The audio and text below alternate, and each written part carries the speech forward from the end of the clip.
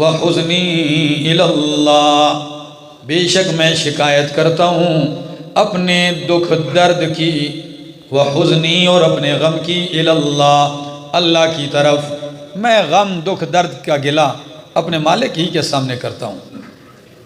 اور کہا کہ جو میں جانتا ہوں اللہ کی طرف سے وہ بیٹو تم نہیں جانتے ہو۔ پھر ایک نئے انداز میں کہا میرے بیٹو جاؤ، نکلو، جاؤ تلاش کرو یوسف علیہ السلام کو بھی اور اس کے بھائی کو بھی۔ حالانکہ بیٹوں نے تو کہا تھا کہ یوسف علیہ السلام کو کیا کھا گیا ہے؟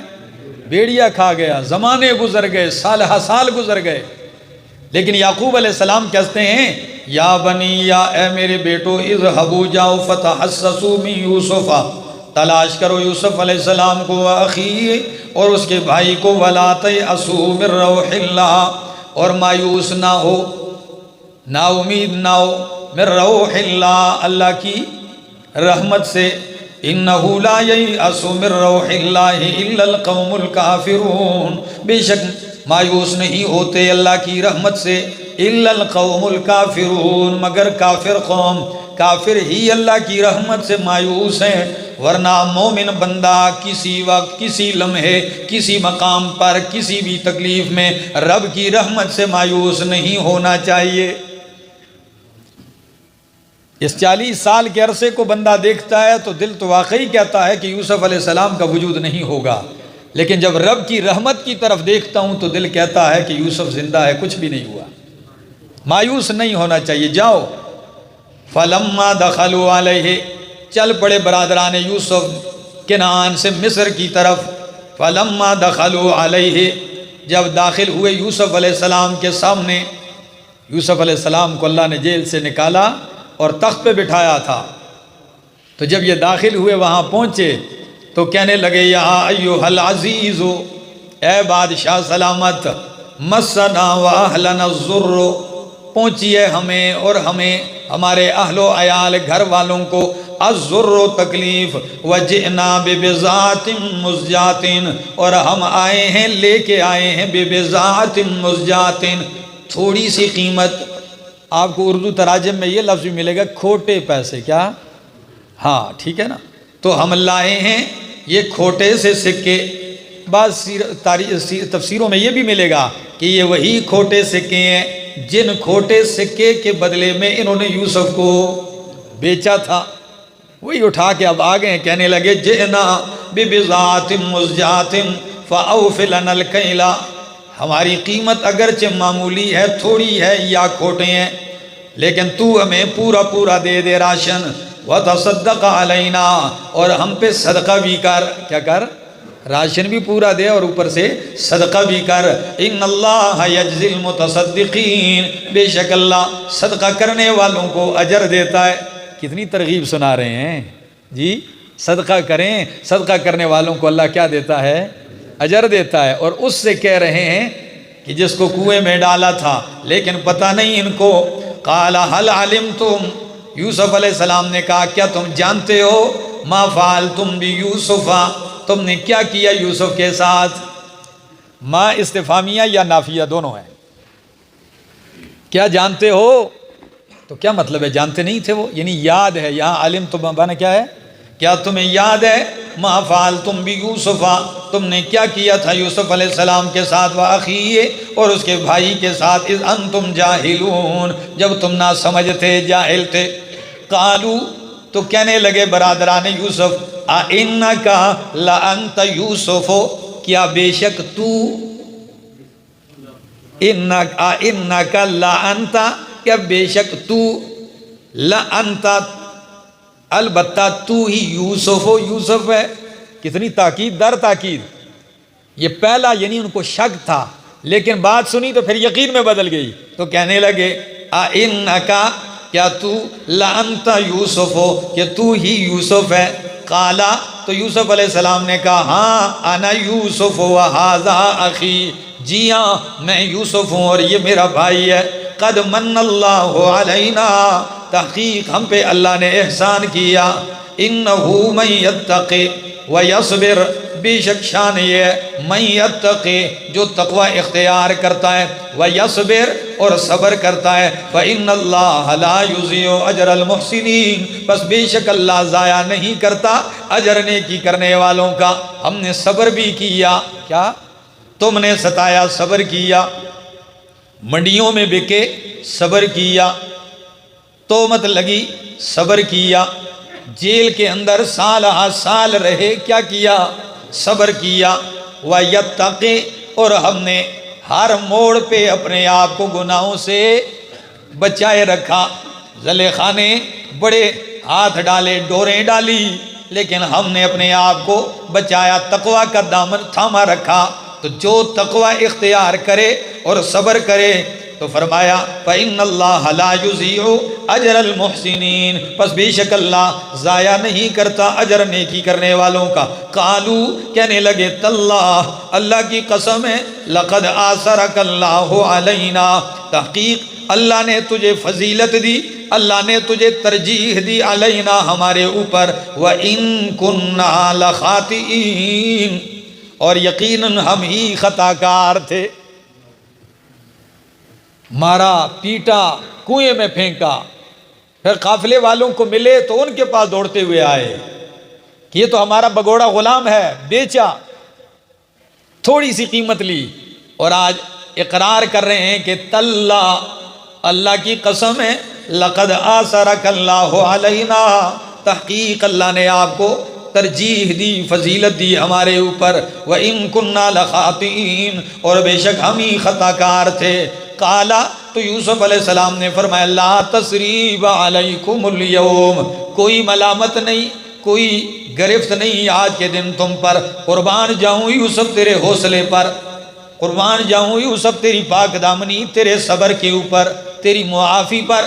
کیا شان ہے، ساری باتیں، وہ تکلیفیں، وہ اذیتیں، وہ ستانا، ساری چیزیں ایک دم کہنے لگے لا تثریب علیکم اليوم آج کے دن تم پر کوئی ملامت نہیں ہے، یعنی میں تمہیں ملامت بھی، سزا تو درکنار، بدلہ تو لینا درکنار، میں تمہیں ملامت بھی نہیں کرتا ہوں۔ یغفر اللہ لکم بخش دے اللہ تمہیں، وہو ارحم الراحمین اور سب سے بڑا رحم کرنے والا ہے رحم کرنے والوں میں۔ اذهبوا بقمیصی ھذا لے جاؤ میرا یہ کرتا، میری یہ قمیص لے جاؤ، فالقوہ علی وجہ ابی ڈال دو اسے میرے والد کے چہرے پر، یأت بصیرا ہو جائے گا بینا۔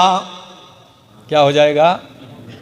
لے جاؤ یہ میری قمیص، پوری صورت میں آپ دیکھیں قمیص کا عجیب کردار رہا ہے، یہی قمیص باپ کے غم کا سبب بھی بنا۔ وجاؤ علی قمیصہ بدم کذب اسی خون پہ تو اسی قمیص پہ خون لگا کے باپ کو دکھایا کہ یوسف کو بھیڑیا کھا گیا۔ یہی قمیص ہے دوسرے مقام پہ کہ جب دیکھا تو زلیخا نے جب ہاتھ ڈالا تو قمیص پھٹ گئی، تو یہی قمیص یوسف علیہ السلام کی پاک دامنی کے لیے قرینہ بھی بن گیا کہ گواہ نے کہا دیکھو قمیص کس جانب سے پھٹی، آگے کی جانب سے یا پیچھے؟ تو قمیص دیکھا پیچھے کی جانب سے پھٹی ہے، تو سب نے کہا کہ یوسف بے قصور ہے اور زلیخا عزیز مصر کی بیوی، یہ سارا قصور اس کا ہے۔ آج پھر قمیص کی بات ہے، کیونکہ یعقوب علیہ السلام رو رو کے بیٹے کے پیچھے وَبِيَضَّتْ عَيْنَاهُ ان کی آنکھیں سفید ہو چکی تھیں۔ یہ بات الگ ہے، مفسرین کے دو قول ہیں، کیا وہ بالکل نابینا ہوئے تھے یا کہ صرف آنکھوں میں بیماری آئی تھی آنسو زیادہ بہنے کی وجہ سے؟ تو کچھ نے کہا اس آیت کے پیش نظر کہ وہ نابینا ہو گئے تھے، تبھی تو فرمایا قمیص ڈالو ان کے چہرے پر بینائی آ جائے گی۔ اور مفسرین کرام کا دوسرا طبقہ کہتا ہے کہ بصیرہ کا معنی یہ نہیں ہے کہ بالکل نابینا سے بینا ہو جائیں گے، روئے، آنکھیں دکھی ہوئی اور نظر کمزور ضرور ہوئی لیکن بالکل نابینا نہیں ہوئے۔ بہرحال جو بھی ہو، قرآن نے جو الفاظ کہے ہیں وہی صاف ہیں۔ فرمایا ڈالو اس قمیص کو میرے باپ کے چہرے پر، تو کیا ہوگا؟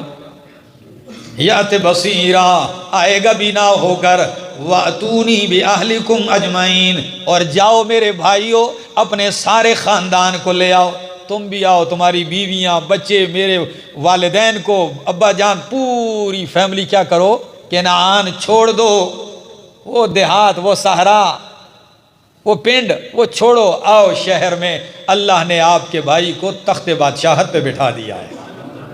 اللہ اکبر۔ کیا حاسد اس صورت کو نہیں پڑھتا؟ جس کے دل میں حسد کی بیماری آتی ہو وہ اس صورت کو پڑھے تو اس کے حسد کا علاج ہو جائے، کہ جسے رب نوازنا چاہے اس سے حسد نہیں کرو۔ تم جتنا حسد کرو گے نتیجہ یہی نکلے گا، اسی کے قدموں میں گرو گے۔ جس سے حسد کرو گے اسی کے قدموں میں اللہ گرا دے گا۔ اب دیکھنا ذرا، فرمایا وَلَمَّا فَصَلَتِ الْعِيرُ، جب جدا ہوا قافلہ برادران یوسف کا مصر سے، قالا ابوہم، ادھر سے مصر سے قافلہ روانہ ہو گیا، ادھر کنعان میں یعقوب علیہ السلام کہنے لگے انی لاجد ریح یوسف، تحقیق میں پاتا ہوں یوسف علیہ السلام کی خوشبو۔ اللہ اکبر۔ مجھے کیا آ رہی ہے؟ لاجد ریح یوسف، مجھے یوسف علیہ السلام کی خوشبو آ رہی ہے۔ یہ معجزہ ہے۔ کیا ہے؟ یہ معجزہ ہے، اور معجزہ جب اللہ چاہے اپنی مرضی سے ظاہر کر دیتا ہے۔ نہیں آئی خوشبو تو یوسف علیہ السلام گھر سے چند میل کے فاصلے پر 3 دن کنویں میں رہے، نہیں آئی۔ ایسا ہے کہ نہیں؟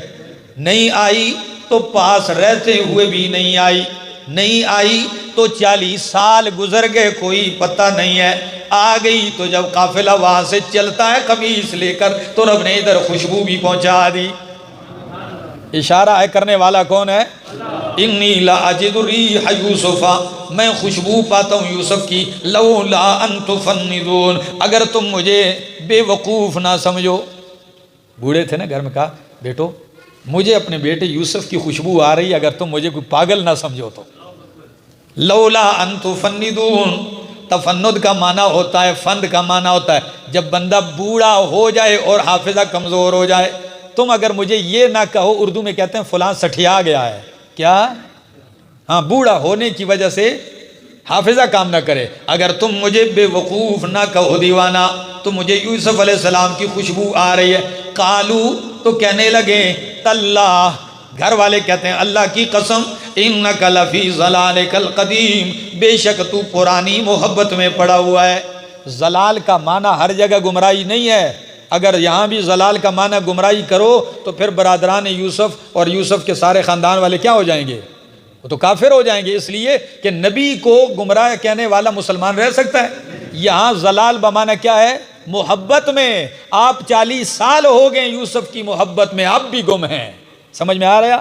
فرمایا تاللہ، اللہ کی قسم، انک لفی ضلالک القدیم، تو یوسف علیہ السلام کی پرانی محبت میں پڑا ہے۔ فلما ان جاء البشیر، جب آ گیا خوشخبری دینے والا، قافلہ آ گیا تو جو قمیص جس کے پاس تھی نا وہ سب سے پہلے دوڑتا ہوا آیا، کہ خوشخبری دینے والے کی چاہت ہوتی ہے کہ پہل میں کروں، اور جب غم کی خبر دینی ہوتی تو لوگ کہتے ہیں میں تو نہیں بتا سکتا ہوں، آپ بتاؤ، یا اس کے لیے کوئی ماحول بنا کر کہتے ہیں اس کو یہ غم کی خبر دو۔ تو خوشخبری والا آ گیا، اور آتے ہی یوسف علیہ السلام کا کرتا القاہ علی وجہہ، یعقوب علیہ السلام کے چہرے پہ ڈالا، فرتد بصیرا، پس ہو گیا بینا۔ اللہ اکبر۔ آنکھیں چمک اٹھی، سارے وہ دکھ اور آنسوؤں کی وجہ سے جو تکلیف آئی تھی آنکھوں میں ساری ختم ہو گئی، اور سنا دی بشارت کہ جی ابا جان، آپ کا بیٹا یوسف زندہ سلامت ہے، اور صرف زندہ ہی نہیں ابا جان، جس کو ہم نے مارا پیٹا اسے اللہ نے تخت بادشاہی پہ بٹھا دیا ہے۔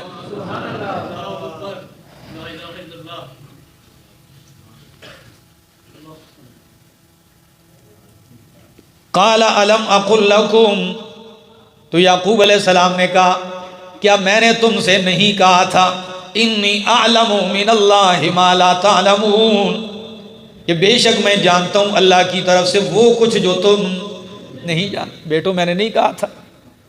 یعقوب علیہ السلام کو خواب جو سنایا تھا یوسف علیہ السلام نے، اس کی تعبیر تو یعقوب علیہ السلام پیغمبر تھے، سمجھ تو لی، لیکن یہ علم میں نہیں تھا کہ یہ تعبیر کب آئے گی۔ خواب بچپن میں دیکھا، اور تعبیر کتنے عرصے کے بعد اور کتنی چکیوں کے اندر پسنے کے بعد تعبیر ظاہر ہوگی۔ فرمایا قالو، تو سارے برادران یوسف کہنے لگے یا ابانا، اے ہمارے باپ، استغفر لنا، ہمارے لیے بخشش طلب کر۔ دعا کر ہمارے لیے، بجی ہم سے غلطی ہوئی، استغفر لنا، ہمارے لیے بخشش طلب کر، ذنوبنا، ہمارے گناہوں کی، انا کننا خاطئین، بے شک ہم ہی خطا کار ہیں، خطائیں کرنے والے ہیں۔ قالا، تو یعقوب علیہ السلام نے فرمایا سوف استغفر لکم ربی، جلد ہی میں تمہارے لیے مغفرت کی دعا مانگوں گا، ان ربی هو الغفور الرحیم، بے شک میرا رب بخشنے والا مہربان ہے۔ ذرا میرے طلباء دوستو اس بات کو سمجھنا، آپ کہیں گے جب انہوں نے کہا ہم سے غلطی ہو گئی ہے، آپ ہمارے لیے کیا مانگیں؟ بخشش کی دعا مانگے، اللہ ہمارے گناہوں کو معاف کر دے۔ تو یعقوب علیہ السلام نے فوراً نہیں کہا اللہ بخش دے، فوراً کیا کہا؟ سوف استغفر لکم ربی، جلد ہی میں بخشش کی دعا مانگوں گا۔ مفسرین اس بات کی تہ پہ پڑھتے ہیں، تہ میں کہ یہ کیوں کہا؟ ایک وجہ یہ کہتے ہیں کہ ابھی تم میرے سامنے ہو، جب تم نہیں ہوگے تو میں پیٹھ پیچھے تمہارے لیے دعا کروں گا، اور جو دعا پیٹھ پیچھے کی جاتی ہے وہ جلدی قبول ہوتی ہے۔ اللہ اکبر، تم چلے جاؤ گے میں دعا کروں گا۔ نعرہ تکبیر، نعرہ توحید سنت، حق سچ، نعرہ تکبیر۔ دوسری وجہ، ایک وجہ تو بتا دی تم سے پیٹھ پیچھے دعا مانگوا، دوسری وجہ یہ ہے کہ ابھی دن ہے، رات ہو جائے، تہجد کا ٹائم ہو، اس وقت آپ کے لیے سحری میں دعا مانگوں گا۔ میری دعائیں مانگنے کا جو خاص ٹائم ہے اس میں مانگوں گا، کیونکہ جرم بہت بڑا ہے، قصور بہت بڑا ہے۔ اور تیسری وجہ، یہ بھی بڑی بات ہے، عجیب بات ہے، تیسری وجہ جلدی اس لیے استغفار نہیں مانگی کہ قصور تم نے یوسف کا کیا، اذیت اسے دی ہے، اور بخشش کی دعا میں مانگوں، ایسا نہیں میں یوسف سے پوچھ کے آپ کے لیے بخشش کی دعا مانگوں گا۔ تم نے ستایا تھا نا ان کو، تو فرمایا سوف استغفر لکم ربی، ان قریب میں تمہارے لیے مغفرت کی دعا مانگوں گا، بے شک میرا رب بخشنے والا مہربان ہے۔ فلما دخلوا علی یوسف، پس جب وہ داخل ہوئے یوسف علیہ السلام کے سامنے، باقی تفصیل قرآن نے ختم کر دی، قافلہ چل پڑتا ہے کنعان سے، یوسف علیہ السلام کے ابا جان صحیح صحت مند، آنکھیں بالکل تندرست توانا، بیٹے سارے، بچے سارا خاندان کنعان سے روانہ ہے کہ یوسف کو دیکھیں گے بھی اور یوسف کی بادشاہت میں رہیں گے بھی، چلتے ہیں وہاں سے۔ تو قرآن کہتا ہے اور یوسف علیہ السلام نے کیا کیا؟ وہ بھی عظیم الشان تھے نا، وہ شہر سے باہر نکل آئے کہ بھائی میرے ابا جان آ رہے ہیں، والدین آ رہے ہیں، خاندان آ رہا ہے، وہ باہر نکل گئے، شہر سے باہر استقبال کے لیے نکلے، باہر محفل لگائی ہوئی ہے۔ اللہ، استقبال ہے نا والد کا، اب باہر آئے، ذرا دیکھنا منظر کو۔ جب یہ داخل ہوئے علی یوسف، یوسف علیہ السلام کے سامنے، تو آوا الیہ ابویہ، یوسف علیہ السلام نے پاس بٹھا لیا اپنے والدین کو۔ قرآن باقی تفصیل نہیں کرتا، گلے لگے ہوں گے، روئے ہوں گے، خوب پیار دیا ہوگا، پھر ماں باپ کو یوسف علیہ السلام نے پاس بٹھا لیا۔ یہاں ماں باپ تو آپ نے تو شروع میں پڑھا تھا کہ ماں تو ان کی کیا ہو گئی تھی؟ فوت ہو گئی تھی، تو یہاں والدین کس کو کہا؟ مفسرین کا ایک طبقہ کہتا ہے کہ نہیں، والدہ ان کی زندہ تھی، اسی آیت سے استدلال کیا، اور دوسرے مفسرین فرماتے ہیں کہ اگر اپنی والدہ فوت ہو گئی تھی تو برادران یوسف جو دوسرے بھائی تھے ان کی والدہ تو کیا تھی؟ وہ تو حیات تھی۔ تو بہرحال جو دونوں باتیں ہوں تو کوئی ٹکراؤ کی بات ہو سکتا ہے اپنی والدہ بھی زندہ ہو۔ تو بہرحال بٹھایا والدین کو اپنے پاس، وقالا، اور کہا ادخلوا مصر انشاء اللہ آمینین، یہ باہر گئے تھے نا، اب داخل ہو جاؤ شہر میں آمینین، انشاءاللہ اگر اللہ نے چاہا آمینین، امن میں ہوگے، اب کوئی خوف خطرہ نہیں آؤ۔ ورفع ابویہ علی العرش، استقبال ختم ہوا، چل پڑے۔ ابھی باپ نے بیٹے کا وہ منظر نہیں دیکھا کہ میرے بیٹے کو کیا مقام ہے۔ جب پہنچتے ہیں شہر میں اور یوسف علیہ السلام محل میں داخل ہوتے ہیں اور اپنے تخت پہ چڑھتے ہیں بادشاہت والے، جو ہی تخت پہ چڑھتے ہیں تو والدین کو تخت کے اوپر بٹھا لیا۔ رفع ابویہ اٹھا لیا اوپر علی العرش، تخت کے اوپر اپنے ساتھ والدین کو، وَخَرُّوا لَهُ سُجَّدًا، اور سارے بھائی اور والدین گر پڑے یوسف علیہ السلام کے سامنے سجدے میں۔ وَخَرُّوا لَهُ سُجَّدًا، سارے کس میں گر پڑے؟ سجدے میں گر پڑے۔ جب سب نے سجدہ کیا نا تو یوسف علیہ السلام کیا کہنے لگے؟ یا ابت، اے میرے ابا، ھذا تأویل الرؤیا من قبل، یہی میرے خواب کی تعبیر ہے، من قبل، جو میں نے اس سے پہلے بچپن میں دیکھا تھا کہ 11 ستارے اور ایک سورج اور چاند مجھے کیا کر رہے ہیں۔ اب یہ سجدہ کون سا سجدہ تھا؟ مفسرین کرام فرماتے ہیں کیا اللہ کے سوا کسی کو سجدہ جائز ہے؟ تو ایک طبقہ مفسرین کرام کا فرماتا ہے بلکہ بالاتفاق یہی ہے کہ اسلام نبی اکرم صلی اللہ علیہ وسلم کے دین سے پہلے تعظیم کا، احترام کا سجدہ پہلی امتوں میں جائز رہا۔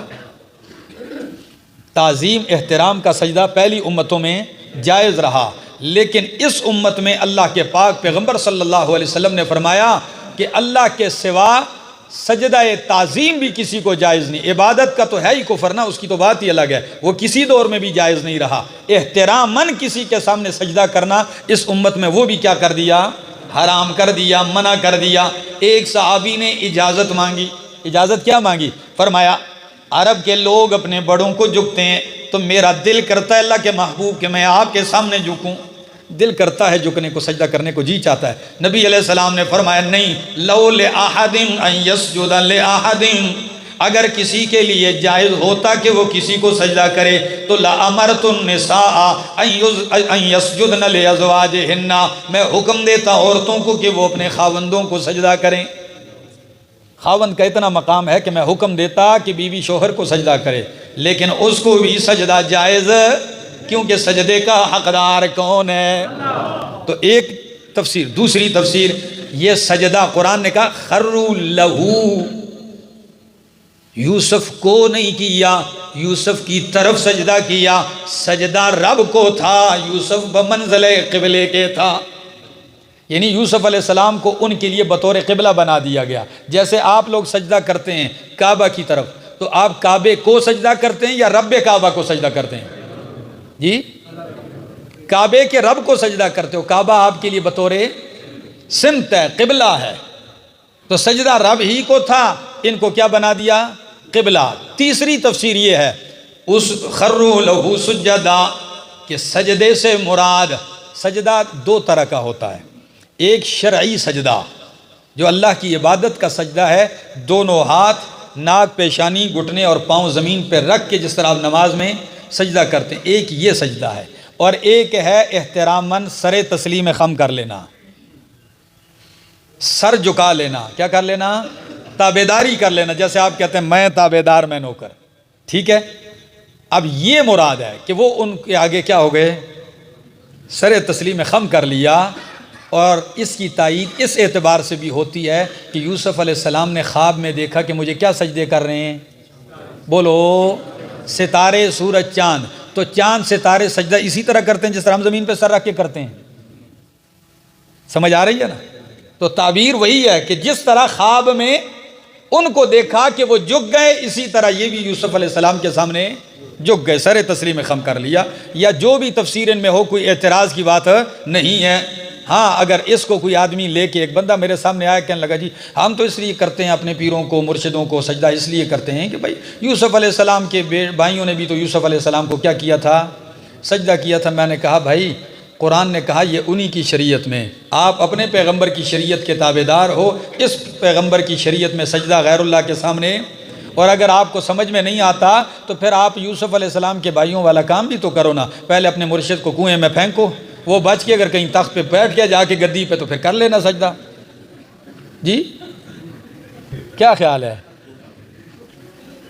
تو صرف ایک بات دیکھتے ہو برادران یوسف کی، تو دوسری بات بھی تو دیکھ لیا کرو۔ فرمایا قال یا ابت ھذا تأویل رؤیا من قبل، کہا کہ اے میرے ابا جان یہ تعبیر ہے میرے خواب کی، من قبل جو اس سے پہلے تھا، قد جعلھا ربی حقا، تحقیق میرے رب نے اس کو بنایا سچ، وقد احسن بی، تحقیق میرے رب نے مجھ پہ احسان کیا ہے، اذ اخرجنی من السجن، جب مجھے نکالا جیل سے، وجاء بکم من البدو، اور تمہیں لے آیا صحرا دیہات پنڈ سے۔ یہ رب کا احسان ہے کہ مجھے جیل سے نکال کر تخت بادشاہی پہ بٹھا دیا اور تمہیں کنعان جیسے دیہات سے نکال کر بادشاہ کے محل تک پہنچا دیا ہے میرے پاس۔ یہ رب کے سب کیا ہیں؟ یہ احسان رب کا ہے۔ من بعد ان نزغ الشیطان بینی و بین اخوتی، چونکہ برادران یوسف بڑے شرمندہ تھے۔ ظاہر بات ہے جب انسان ظلم کرتا ہے کسی کو تو آنکھیں ہیں نا، آخر شرم حیا تو آتی ہے۔ تو یوسف علیہ السلام کیا کہنے لگے؟ ان کا عذر بیان کرتے ہوئے کہتے ہیں من بعد ان نزغ الشیطان بینی و بین اخوتی، بعد اس کے کہ شیطان نے فساد ڈالا میرے اور میرے بھائیوں کے درمیان، یعنی ہمارے درمیان جو معاملات چلے یہ کس نے کیا ہے؟ شیطان کی طرف بات کر دی تاکہ بھائی کیا نہ ہو، رسوا نہ ہو جائیں۔ ان ربی لطیف لما یشاء، بے شک میرا رب لطف کرنے والا ہے جس پہ چاہے۔ لطیف ان کا ایک معنی کیا ہے؟ لطف و کرم کرنے والا ہے جس پہ چاہے، اور لطیف ان کا دوسرا معنی ہے باریک مخفی تدبیر کرنے والا۔ تو لوگ کیا کر رہے تھے اور میرے رب کی تدبیر نے کیا کر دکھایا کہ کس طرح مجھے تکلیفوں سے نکال کر بادشاہی تک پہنچا دیا۔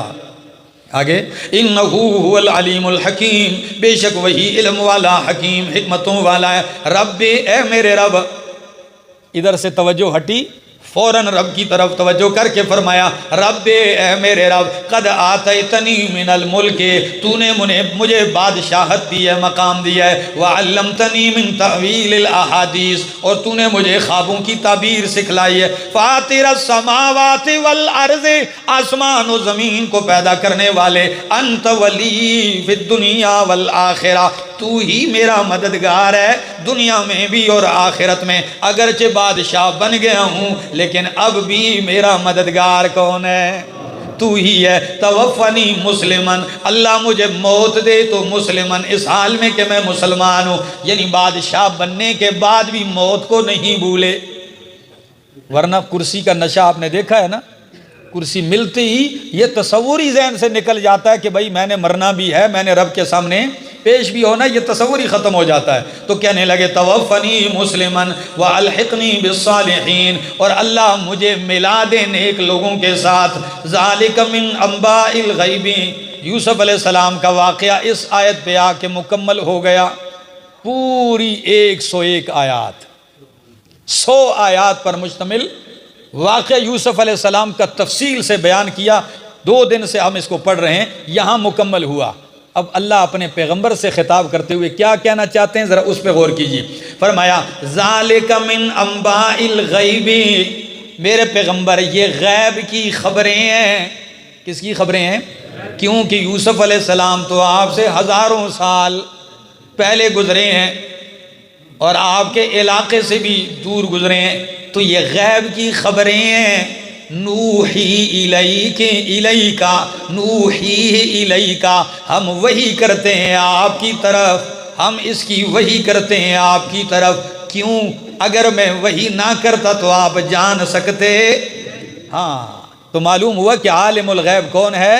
یہ غیب کی خبریں ہیں اور ہم وحی کر کے آپ کو بتلاتے ہیں۔ وما کنت لدیہم، اور میرے پیغمبر آپ موجود نہیں تھے، لدیہم ان کے پاس، کن کے پاس؟ برادران یوسف کے پاس، اذ اجمعوا امرہم، جب انہوں نے اپنے معاملے پر اتفاق کر لیا۔ جب برادران یوسف سارے 10 بھائی اکٹھے ہو گئے اور سب نے اتفاق کر لیا کہ یوسف علیہ السلام کو کدھر پھینکتے ہیں؟ تو نبی علیہ السلام سے اللہ فرماتے ہیں میرا پیغمبر ما کنت لدیہم، آپ ان کے پاس نہیں تھے موجود، اذ اجمعوا امرہم، جب انہوں نے اپنے معاملے پر اتفاق کیا، وہم یمکرون، اور وہ سازش کر رہے تھے، تدبیر کر رہے تھے، وما اکثر الناس ولو حرصت بمؤمنین، نہیں ہے اکثر لوگ اگرچہ تو بہت ہی زیادہ حرص کرے ایمان لانے والے، یعنی میرا پیغمبر آپ کی حرص یہی ہے، چاہت یہی ہے کہ لوگ زیادہ مسلمان ہو جائیں، فرمایا آپ جتنی بھی حرص کر لے لوگوں کی اکثریت پھر بھی کافر ہی رہے گی۔ آج تک ایسے ہے کہ نہیں ہے؟ آپ جتنی بھی کوشش کر لیں لوگوں کی اکثریت پھر بھی ایمان نہیں لائیں گے۔ وَمَا تَسْأَلُهُمْ عَلَيْهِ مِنْ أَجْرٍ، حالانکہ آپ نہیں مانگتے لوگوں سے اس دین کی دعوت اور تبلیغ پر، توحید کے بیان پر، من اجرٍ، کوئی پیسہ، آپ پیسے بھی نہیں مانگتے کہ جی میں نے اتنی توحید سنائی لہذا آٹا بھیجو میرے گھر، جی اتنی توحید سنائی ہے لہذا چندہ شروع کر دو، یہ بھی آپ نہیں کرتے، لیکن پھر بھی یہ لوگ نہیں مانتے۔ ان هو الا ذکر للعالمین، نہیں ہے یہ مگر نصیحت جہان والوں کے لیے۔ وَكَأَيٍّ مِّنْ آیَةٍ فِي السَّمَاوَاتِ وَالْأَرْضِ، کتنی نشانیاں ہیں آسمانوں میں، والارض، اور زمین میں، یمرون علیہا، یہ لوگ گزرتے ہیں ان پر، وَهُمْ عَنْهَا مُعْرِضُونَ، درا حال ہے کہ یہ اسے اعراض کرنے والے ہوتے ہیں۔ کیا مطلب ہے میرا دوست؟ آسمان میں اللہ کی توحید کی، قدرت کی، عظمت کی، شان کی بے شمار نشانیاں ہیں، زمین پہ سفر کرتے ہو ہر قدم پہ اللہ کی قدرت کی نشانیاں دیکھتے ہو، لیکن آنکھیں چرا کے گزر جاتے ہو، یہ نہیں دیکھتے ہو کہ یہ سارا کچھ کرنے والا اللہ ہے۔ فرمایا کتنی نشانیاں ہیں، دن بھر دیکھتے ہو، اور دیکھنے والا اگر یوں دیکھے تو وہ کہتا ہے ان لک فی کل شیء آیۃ، ان لک فی کل شیء آیۃ تدل علی انک واحد، تیرے لیے اللہ ہر چیز میں نشانی ہے، تدلو، جو دلالت کرتی ہے اس بات پر کہ تو ایک ہے۔ دیکھنے والا یوں دیکھے تو یوں بھی سمجھ سکتا ہے۔ وَمَا يُؤْمِنُ أَكْثَرُهُمْ بِاللَّهِ إِلَّا وَهُمْ مُشْرِكُونَ، او ہری پور والو پھر آؤ نا قرآن سنو، کہتا ہے قرآن مَا يُؤْمِنُ أَكْثَرُهُمْ بِاللَّهِ إِلَّا وَهُمْ مُشْرِكُونَ، نہیں ہے لوگوں میں سے اکثر، ما یؤمنو، نہیں ایمان لاتے، اکثرهم، لوگوں میں سے اکثر، باللہ، اللہ پر، الا وهم مشرکون، مگر اس حال میں کہ وہ شرک کرنے والے ہوتے ہیں۔ اب بتاؤ، کئی لوگ ایمان تو لاتے ہیں اللہ پر لیکن اس کے ساتھ وہم مشرکون کیا ہوتے ہیں؟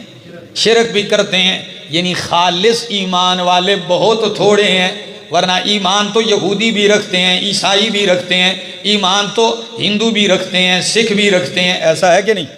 لیکن ایمان رکھنے کے باوجود کیا کرتے ہیں؟ شرک کرتے ہیں، اور یہ وہی بیماری ہے، یہ وہی گناہ ہے جسے ہمارے ملک میں گناہ سمجھا ہی نہیں جاتا۔ کرتے شرک ہیں، سمجھتے عشق ہیں، کرتے شرک ہیں اور سے سمجھتے عشق ہیں، اور اگر ہم کہیں کہ بادشاہو یہ شرک نہ کرو تو الٹا ہمیں تانا دے کے کہتے ہیں جی بادشاہو مسلمان پہ شرک کا فتویٰ لگاتے ہو، ایمان والوں پہ شرک۔ ہم نے کہا ہم نے نہیں، قرآن کہتا ہے، کہتے جی مسلمان کیسے شرک کر سکتا ہے؟ میں نے کہا مسلمان چوری کرے تو چور ہو جاتا ہے، مسلمان ڈاکہ ڈالے تو ڈاکو بن جاتا ہے، مسلمان قتل کرے تو قاتل بن جاتا ہے، تو مسلمان اگر شرک کرے تو مشرک کیوں نہیں بنتا؟ کیا یہ کوئی جرم نہیں ہے؟ فرمایا ما یؤمن اکثرهم باللہ الا وهم مشرکون، اور میں اکثر یہ کہتا ہوں کہ کہیں نخل مرقد کی چھاؤں میں سجدے، کہیں نخل مرقد کی چھاؤں میں سجدے، کہیں مرنے والوں کے پاؤں میں سجدے، اشاروں میں سجدے، نگاہوں میں سجدے، یہاں اور وہاں خانقاہوں میں سجدے۔ ہو رہے ہیں کہ نہیں ہو رہے؟ آپ دیکھ لو میڈیا پہ لوگ سجدے کرتے ہیں، کسی کو سمجھ ہی کچھ نہیں آ رہی۔ اس دن ایک سندھ کی ایک ویڈیو میں نے دیکھی تو اس میں کہتے ہیں جی بابا شلوار شاہ، تو میں نے کہا یہ کیا ہے؟ ویڈیو وہ میڈیا والا بتا رہا ہے، بہت زیادہ میں ہنسا بھی اور تعجب بھی ہوا، وہ اللہ کے بندے یہ کیا ہے؟ سارے آ رہے ہیں، میں شلوار شاہ صاحب کیوں ہیں؟ وہ اس لیے کہ وہ شلواریں لا کر ادھر شلوار اتار کے جاتے ہیں، جس کی مراد ہو شلوار اتارے اور جائے۔ تو میں نے پوچھا کہ بھائی یہ کیا ہے؟ جب ادھر شلوار ٹانگ کے چلے جاتے ہیں تو کیا کوئی دوسری شلوار لے کے آتے ہیں، دوسری ایکسٹرا جو چلو واپسی میں پہن کے جاتے ہیں؟ کہتے نہیں اس کی بھی اجازت نہیں ہے۔ ہاں تو میں اسی لیے کہتا ہوں جب تک بے وقوف زندہ ہیں عقل مند بھوکے نہیں مریں گے. جب تک بے وقوف زندہ ہیں عقل مند بھوکے انہی بے وقوفوں سے لوٹ لوٹ کے تو کھائیں گے نا. اکبر الہ آبادی نے تو تبھی کہا نا کہ در خانقاہ پہ پڑا ہوں اکبر، در خانقاہ پہ پڑا ہوں اکبر، خدا ملے نہ ملے روٹیاں تو ملتی ہیں. ہاں لنگر تو کھا رہا ہوں نا، باقی کام تو چل رہا ہے میرا.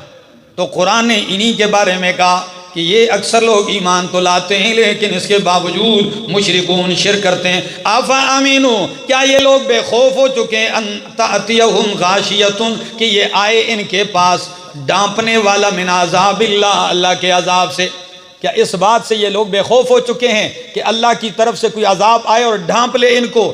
فرمایا او تأتیہم الساعۃ، یا آئے ان کے پاس قیامت بغتتاً اچانک، وہم لا یشعرون، اور یہ شعور بھی نہ رکھتے ہو، قیامت آئے ان کو خبر بھی نہ ہو. جیسے چند دن پہلے زلزلہ آیا تو کسی کو کیا خبر تھی؟ میں فون پہ لگا ہوا تھا، ہمارے دوست ہیں بھائی آصف صاحب، تو ان کے ساتھ میں فون پہ لگا ہوا تھا، ہماری بڑی گہری گفتگو جاری تھی. اتنے میں تو وہ مجھے کہنے لگے کہ زلزلہ تو نہیں ہے. تو بس جب انہوں نے نام زلزلے کا لیا میں نے موبائل فون بند کر دیا. پورا گاؤں باہر آ گیا. حالانکہ کتنی حرکت تھی، معمولی سی حرکت، لیکن دہشت اور روب اتنا ہے، اور آواز اس کی کہ سارے حواس باختہ. ماں کو بیٹا بھول گیا وہ باہر کھڑی ہے، باپ کو اولاد بھول گیا وہ باہر کھڑا ہے. تو جب اس زلزلے کی یہ حالت ہے تو جس زلزلے میں زمین ہی ہلتی ہو، پہاڑ روئی کے ذرات کی طرح اڑیں، ستارے اوپر سے جڑ رہے ہوں، تو بتاؤ کیا حالت ہوگی؟ فرمایا وَتَرَى النَّاسَ سُكَارَىٰ وَمَا هُمْ بِسُكَارَىٰ، آپ لوگوں کو یوں دیکھیں گے جیسے وہ نشے میں ہیں، کوئی سمجھ نہیں آ رہی ان کو. فرمایا وہ نشے میں نہیں ہیں لیکن اللہ کا عذاب سخت ہے. میرے دوستو، آ جائے قیامت ان کے پاس اچانک، وَهُمْ لَا يَشْعُرُونَ، اور ان کو پتہ بھی نہ ہو، خبر بھی نہ ہو. قُلْ هَٰذِهِ سَبِيلِي أَدْعُو إِلَى اللَّهِ، سورت ختم ہو رہی اور اللہ کی توحید ہے. فرمایا قل، میرا پیغمبر کہہ دیجئے، هَٰذِهِ سَبِيلِي، یہ ہے میرا راستہ. کیا آیت پہ غور تو کرو، هَٰذِهِ سَبِيلِي، یہ ہے میرا راستہ. کون سا ہے میرا راستہ؟ اب ہاذا کا مطلب ہے کون سا ہے میرا راستہ؟ ادعو الی اللہ، یہ ہے میرا راستہ. کہ کوئی کدھر بلا رہا ہے، کوئی کس کی طرف بلا رہا ہے، کوئی مردوں زندوں قبروں مزاروں کی طرف بلا رہا ہے، اور میرا کام ہے ادعو الی اللہ، کہ میں کس کی طرف بلاتا ہوں؟ ادعو الی اللہ، اللہ کی طرف بلاتا ہوں. فرمایا انا ومن اتبعنی، یہ راستہ صرف میرا ہی نہیں ہے، آنا میرا بھی ہے، وَمَنِ اتَّبَعَنِي، اور ان کا ہے جو میرے تابعدار ہیں.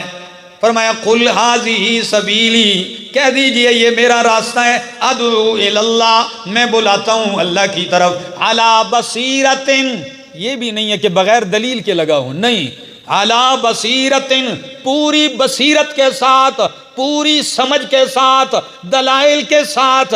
عَلَىٰ بَصِيرَةٍ، یا بصیرت کا دوسرا معنی بھی ہے کہ میں جو رب کی طرف بلا رہا ہوں تو میرے ساتھ لوگ کیا کریں گے یہ مجھے پتہ ہے، لیکن وہ جو مرضی یہ کریں میں پھر بھی بلاؤں گا. اس کے بعد لوگ جو میرے ساتھ کریں گے مجھے پتہ ہے کہ پھولوں کے ہار نہیں ڈالیں گے، ماریں گے، فتوے لگائیں گے، لیکن مجھے اس کی پرواہ نہیں ہے. ہم بھی تو یہی کہتے ہیں کہ وہ دو باتیں اگر ہماری سن لیں، وہ دو باتیں اگر ہماری سن لیں تو ہم 100 گالیاں سہ لیں. ہری پور والو، وہ دو باتیں اگر ہماری سن لیں تو ہم 100 گالیاں سہ لیں. ہمیں اپنے مطلب سے مطلب ہے، وہ جو چاہیں ہمیں کہہ لیں. ہمیں اپنے کام سے کام ہے. تکبیر، حق حق ہے، سچ سچ ہے، نعرہ توحید سننا.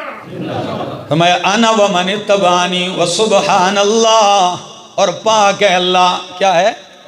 ہری پور والو، جب آپ کہتے ہیں اللہ پاک ہے، جب آپ کہتے ہیں قرآن پاک ہے، جب آپ کہتے ہیں نبی پاک ہے، تو مطلب کیا ہوتا ہے؟ ہر ایک کا مطلب جدا ہے. قرآن پاک ہے، شک سے پاک ہے. جب آپ کہتے ہو نبی پاک ہے تو عیبوں سے پاک ہے، لیکن جب آپ کہتے ہو کہ اللہ پاک ہے تو مانا ہے وہ شریکوں سے پاک ہے. فرمایا سبحان اللہ، اللہ پاک ہے، وما انا من المشرکین، اور نہیں ہوں میں شرک کرنے والوں میں سے، وما ارسلنا من قبلک الا رجالا نوحی الیہم، اور فرمایا نہیں بھیجے ہم نے آپ سے پہلے الا رجالا مگر مرد، نوحی الیہم جن کی طرف ہم وحی کرتے تھے، من اہل القرى بستی والوں میں سے، ہم نے جب بھی اس سے پہلے کوئی رسول بھیجا وہ مرد ہی تھا۔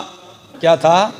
عورتوں میں کوئی رسول نہیں آیا، ہم نے مردوں ہی کو رسول بنایا۔ تو آپ بتاؤ جب سارے رسول مرد تھے تو مرد ہونا بشر کی صفت ہے یا فرشتوں کی؟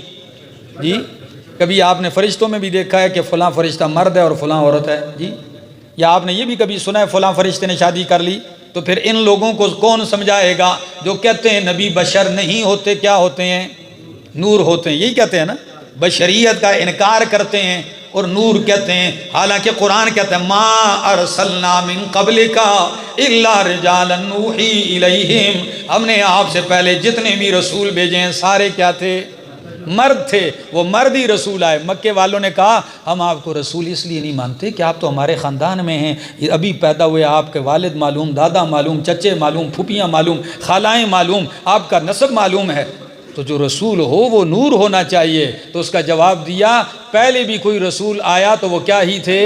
مرد ہی تھے۔ آگے افلم یسیروا فی الارض، کیا پس وہ نہیں دیکھتے چل کر زمین میں، فینظروا پس وہ دیکھے کیف کان عاقبۃ الذین من قبلہم، کیسے انجام ہوا ان لوگوں کا جو ان سے پہلے گزرے ہیں۔ انہوں نے نبیوں کو مارا، نبیوں کی دعوت کو ٹھکرایا، تو ان کا انجام کیا ہوا؟ زیر و زبر ہوئے، تو یہ بھی ایسے ہی انجام پائیں گے۔ وَلَدَارُ الْآخِرَةِ خَيْرٌ لِلَّذِينَ اتَّقَوْا، البتہ آخرت کا گھر بہتر ہے ان لوگوں کے لیے جو تقوی اختیار کرتے ہیں۔ أَفَلَا تَعْقِلُونَ، کیا تم عقل نہیں رکھتے ہو؟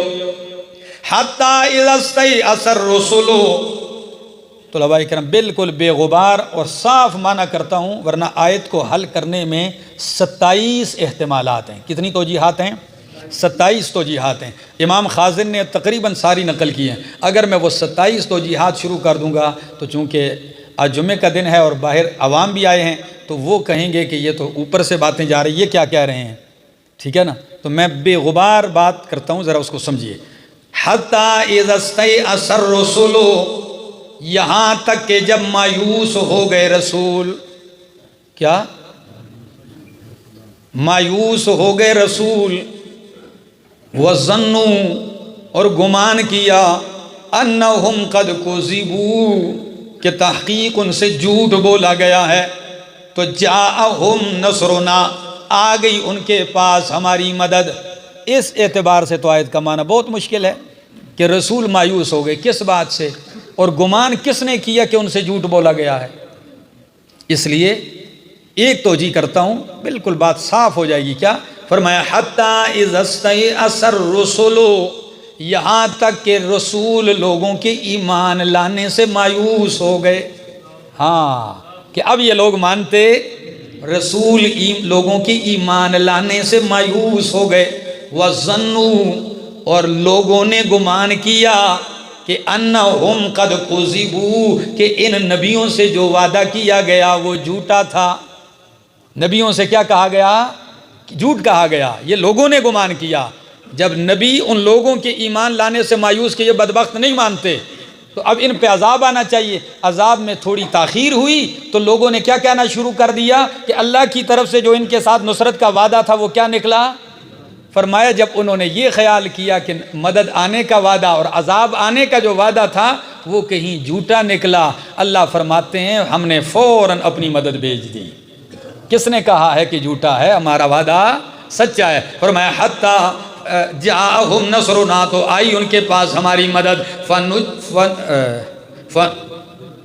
فَنُجِّيَ مَن نَّشَاءُ، پس ہم نے نجات دی جس کو ہم نے چاہا، وَلَا يُرَدُّ بَأْسُنَا عَنِ الْقَوْمِ الْمُجْرِمِينَ، اور ٹالا نہیں جا سکتا ہمارا عذاب عن القوم المجرمین، مجرم قوم سے۔ جب آتا ہے تو کوئی ٹال سکتا نہیں ہے۔ لَقَدْ كَانَ فِي قَصَصِهِمْ عِبْرَةٌ لِأُولِي الْأَلْبَابِ، تحقیق ان کے واقعات اور احوال میں یوسف علیہ السلام، یعقوب علیہ السلام اور ان کے بھائیوں میں لعبرتن، بڑی عبرتیں ہیں، لأولی الالباب، عقل والوں کے لیے۔ ما کان حدیثا یفترا، واقعہ بیان کیا، توحید سنائی، آخر میں قرآن کی صداقت ذکر کی، فرمایا ما کان حدیثا یفترا، نہیں ہے یہ قرآن ایسی بات کہ یفترا، اس کو گھڑ لیا جائے، یہ ایسی کوئی بات نہیں ہے کہ اس کو کیا کر لیا جائے، ایسا کلام نہیں ہے کہ کوئی بندہ اٹھے اور اپنی طرف سے گھڑ لے اور کہے یہ قرآن ہے، نہیں۔ فرمایا وَلَٰكِن تَصْدِيقَ الَّذِي بَيْنَ يَدَيْهِ، لیکن یہ تصدیق کرنے والا کلام ہے ان کتابوں کی جو اس سے پہلے گزری ہیں، یعنی تورات، انجیل، زبور، صحیفوں کی تصدیق کرتی ہے۔ وَتَفْصِيلَ كُلِّ شَيْءٍ، اور ہر چیز جو دینی ہے اس کی تفصیل ہے، دین کے اندر جتنی بھی چیزیں اہم ہیں اور ضرورت کی ہیں ان کی کیا ہے، قرآن میں تفصیل ہے۔ وَہُدًى، اور ہدایت ہے، وَرَحْمَةً، اور رحمت ہے، لِقَوْمٍ يُؤْمِنُونَ، ایسی قوم کے لیے، یؤمنون، جو ایمان لاتے ہیں۔ سورۃ یوسف آپ نے پڑھی، پورا واقعہ بیان کیا۔ عوام دوستوں کے لیے کہنا چاہتا ہوں کہ یہ اتنا بڑا واقعہ بیان کرنے کا مقصد کیا تھا؟ کیا قرآن کوئی قصوں کی کتاب ہے کہ قصہ برائے قصہ سنایا جائے؟ نہیں، میں نے شروع میں لکھوایا آپ کو کہ یہ سورت اتری نبی علیہ السلام کے لیے تسلی بن کر، کیا بن کر؟ وہ تسلی یوں ہے کہ حالو کا حال یوسف، او میرا پیغمبر صلی اللہ علیہ وسلم، آپ کا حال بھی یوسف والا ہوگا، جس طرح یوسف کے ساتھ اپنوں نے سازش کی، حسد کیا، آپ کے ساتھ بھی آپ کے خاندان والے حسد کریں گے۔ جس طرح یوسف علیہ السلام کو ملک چھوڑنا پڑا، اس طرح آپ کو بھی مکہ چھوڑنا پڑے گا۔ جس طرح یوسف 3 دن کنویں میں رہے، آپ بھی 3 دن 3 راتیں غار میں گزاریں گے۔ جس طرح یوسف علیہ السلام پہ تہمت لگی اور اللہ نے ان کو بری کر دیا، اس طرح منافق آپ کی زوجہ ام المومنین صدیقہ کائنات حضرت عائشہ پہ تہمت لگائیں گے، لیکن اللہ آپ کو بری کر دے گا، آپ کے اہل کو بری کر دے گا۔ جس طرح اللہ نے یوسف علیہ السلام کو اوپر عروج دیا اور حاسدین کو، دشمنوں کو ان کے قدموں میں لا کے پھینک دیا، آپ بھی مکہ آئیں گے عروج پا کر، اور آپ سے حسد کرنے والے بھی آپ کے قدموں میں ڈال دیے جائیں گے۔ تسلی ہوئی کہ نہیں ہوئی؟ اور ذرا دیکھو، جب یوسف علیہ السلام نے بھائیوں کو دیکھا، ابھی چند لمحے پہلے آپ نے سنا کہ بھائیوں سے کیا کہا، لا تثریب علیکم الیوم، آج کے دن تم پہ کوئی سختی، کوئی ملامت نہیں ہے۔ تو بالکل یہی حال جب میرے پاک پیغمبر صلی اللہ علیہ وسلم فاتح مکہ بن کے آتے ہیں، حرم سارا بھرا ہے، 10,000 کی قدوسی فوج آپ کے ساتھ ہے، صحابہ کرام کی۔ جب مکہ فتح ہو گیا، پھر وہ منظر بھی دیکھنے کا ہے، سارا حرم بھرا ہے، بڑے بڑے دشمن موجود ہیں، سارے لرزہ بر اندام ہیں کہ آج تو ہم سے کہیں بدلے لیے جائیں گے، آج تو ہمارے سر قلم کیے جائیں گے، آج تو کہیں گھسیٹا جائے گا۔ کیوں؟ انہیں معلوم تھا کہ بلال حبشی کو مارا، انہیں معلوم تھا کہ امیر حمزہ کے 11 ٹکڑے کیے، انہیں معلوم تھا کہ سمیہ کو مکہ کی چوک میں شہید کیا گیا، یہ سارے ظلم ان کو معلوم تھے، وہ لرزہ بر اندام تھے۔ کسی نے جذبے میں آ کے کہہ دیا، الیوم یوم الملحمہ، آج تو بدلے لینے کا دن ہے، آج تو انتقام لینے کا دن ہے۔ میرے محبوب پیغمبر کے کانوں میں یہ آواز پڑی، فرمایا کون ہے یہ نعرہ لگانے والا؟ کسی نے کہا یہ خالد بن ولید ہیں، فلاں صحابی ہے، انہوں نے نعرہ لگا دیا، فرمایا نہیں نہیں، بدل دو نعرہ، الیوم